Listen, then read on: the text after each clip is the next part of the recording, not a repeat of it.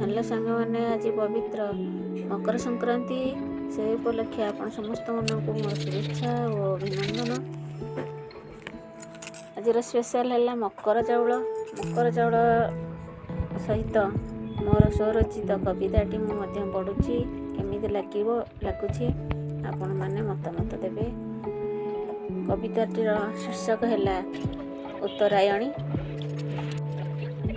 संस्कृति संपन्न मदेश भारत 12 मासे 13 परब मकर संक्रांति ता मध्यरु एक पालन करती सर्व।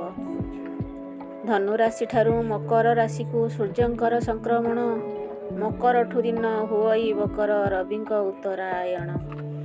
दक्षिण भारते यह बड़ पर्व पोंगल नामे नामित कृषि भित्तिक ए परब अटई रही तार महात्म्य। नूतन अपोक चाउल सहित कदली नड़िया छेना नुआ गुड़ संगे क्षीर खई मिसी हुई मकर पणा। गुड़ी उड़ाणर परब एइटी हुई गुड़ी उड़ाण। श्रीक्षेत्रे श्रीजीव मकर 84 बेसे दियंती दर्शन।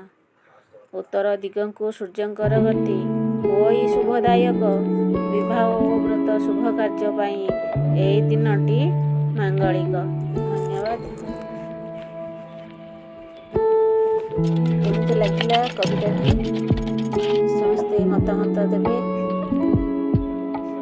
धन्यवाद।